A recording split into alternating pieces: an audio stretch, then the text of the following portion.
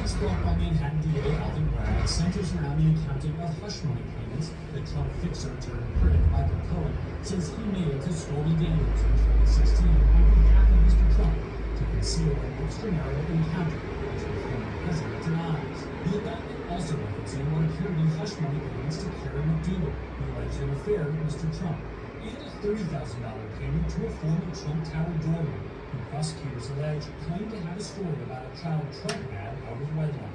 Both accusations that Mr. Trump has also previously denied. Falsifying business records is normally a misdemeanor, but in an untested legal gamble, Bragg is charging Mr. Trump with the lowest level felonies. The conduct I just described, and that which was charged by the grand jury, is felony criminal conduct in New York State. Mr. Trump himself telling the judge his not guilty plea. If this man's name was not Donald J. Trump, there is no scenario we'd all be here today. Please understand that based on these charges. Mr. Trump's attorneys blasting the Democratic DA's case as a partisan vendetta. Tonight, Bragg defending the charges after federal prosecutors and Bragg's predecessor both declined to pursue any charges against Mr. Trump in this case. We have had available to the office additional evidence that was not in the office's possession prior to my time here. The bedrock, in fact, the basis for business integrity and a well-functioning business marketplace is true and accurate record keeping. America first! Meanwhile, demonstrators clashing outside the courthouse. A pro-Trump protest organized by Georgia Congresswoman Marjorie Taylor Greene, confronted by a group of counter-protesters, including Democratic New York Congressman Jamal Bowman. Go back to your district! We ducked into a car to hear her response. They're not prosecuting President Trump, they're persecuting him. And it's all because he's the leading Republican candidate. Well, that is a lot to unpack. And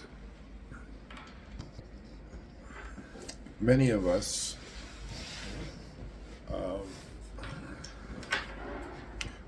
have strong feelings one way or another about Donald Trump. But I'd like to be the voice of reason. This is Del K. Brereton. This is The Real Spiel. Holler out to all the members. If you want to become a member of this station, we've got Earth, Wind, Fire, Spirit. We do shout outs. Like my man Al Katani, the Spice Man. Go on my community page and Adonai Skincare. We'd like to just holler out to all of you and say thank you for being here. Marielle, I see you out there. So Del K. Brereton is my name, and this is the opinion I have in respect to this. You know, both sides have points, and I can't get past, I really cannot get past the fact that such an office, the office of a president, the office of the president should not have to endure this type of embarrassment for something that is such a low bar. You say, well, he's not the president anymore, he's an ex-president. Well, once a president, always a president. Your title is Mr. President for the rest of your life. Secret Service, rest of your life. Presidential pension, presidential plane, and everything else for the rest of your life. He's a president. This is such a low bar to persecute that office, to prosecute that office. Such a low bar that anyone watching it, any man, I'll say it like this, any man watching that, and then recognizing that this gentleman is being persecuted and prosecuted for simply paying people off to stay quiet, kind of the run-of-the-mill things that rich people do when they have indiscretions. Did he rob anybody? Did he steal anything? No. Just gave people money, and then he, masked how that money came into their possession. The money was his to give, and individuals that he did not wish to have say in his particular life. He said, listen, I'm not going to murder you and put you in the trunk of my car. I'm going to simply pay you some money to be quiet. Would you like that? Yes. And then he decided to hide the way that that money came his way. This is a criminal offense, apparently, in New York State. Not the giving of it, but the falsifying business records in how it came to be. Clearly, it's a misdemeanor, something that's a slap on the wrist at that very best. But in the hands of Alvin Bragg, the district attorney of New York, it has become a serious weapon against the legacy of a president, and it's historical. And in itself, it's extremely petty, it's minutia to actually bother a former president, a man of standing, and to do that. However,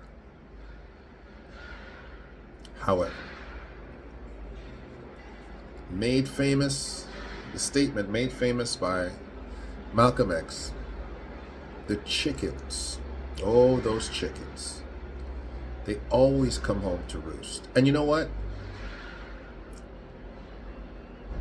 It's not just the chickens that come home. Them pigeons, them stool pigeons, they come back to the stool. And this is what Mr. Trump is dealing with now. And individuals who have been in his employ, who he has put to handling some of his more sensitive things, have turned around and say,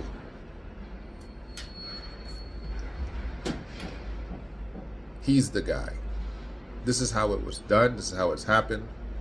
And this new information that Alvin Bragg is talking about is Cohen, this Trump's lawyer, who has decided to say, I'm not protecting this guy anymore. It's fine. And so what do I have to say about it?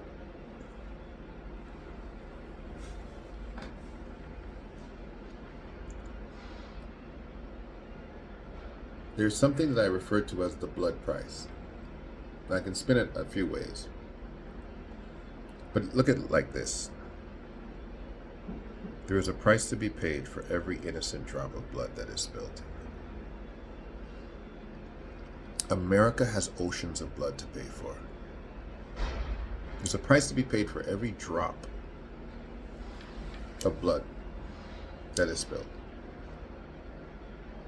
And America has oceans of blood to pay for. The institution of the president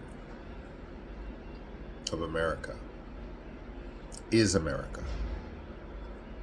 It is America. So what I'd like you to do for a moment is to take the characters out of the way. Take the fact that Donald Trump has deplorable personal character,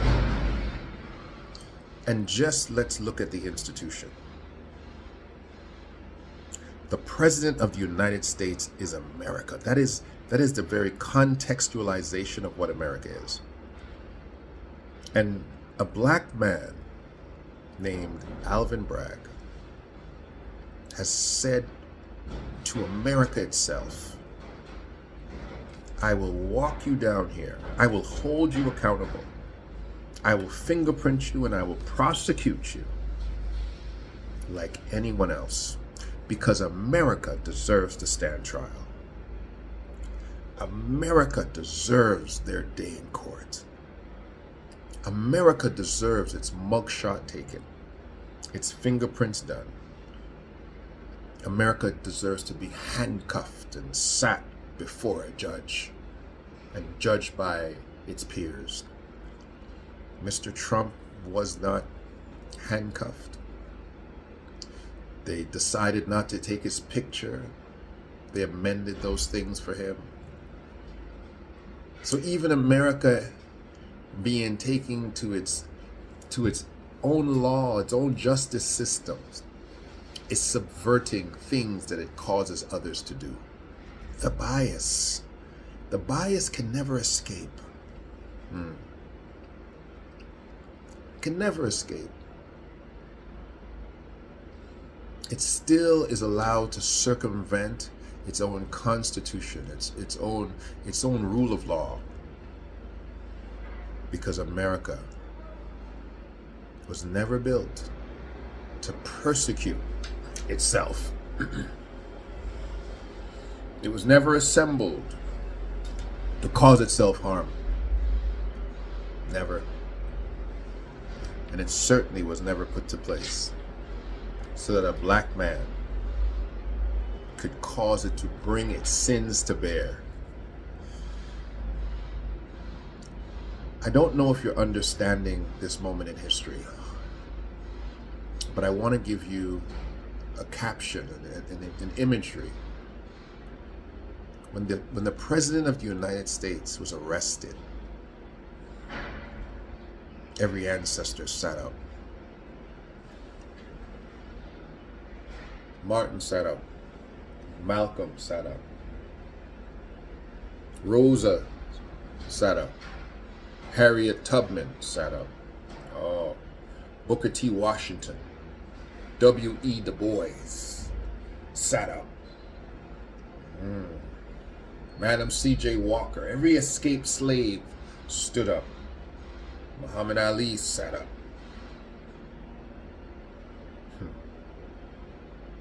And they're watching.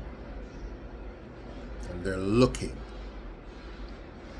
Because history is tapping itself on the shoulder and saying, do you see this? America has been arrested. It's not just Donald Trump on trial. America's on trial. And it's not just America on trial being charged by itself.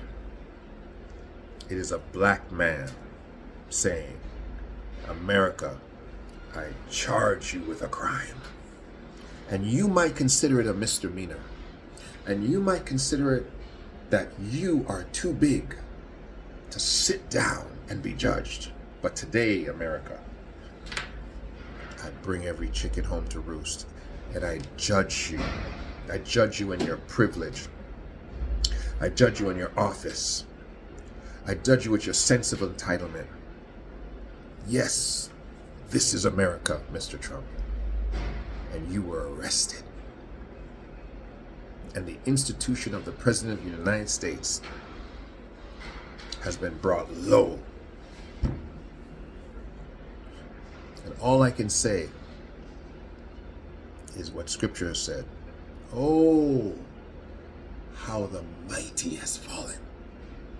Is this he who troubled nations?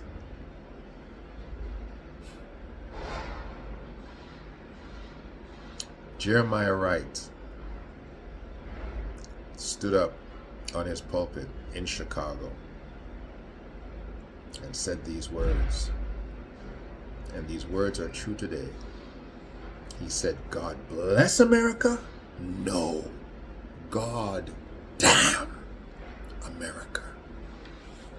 And today, the damned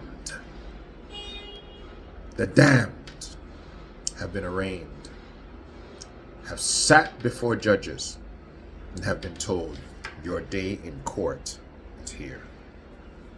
That, my friends, is what you are watching. Don't allow it to slip by. Don't allow it to secretly whisk away in the night. You're watching America on trial. And it is guilty as hell. Guilty as hell.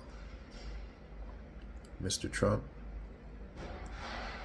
you paying off a side piece is a terrible way to drag a man before court. But you are not being dragged for that. America is. And America is guilty as hell. Del Caper. This is The Real Spiel.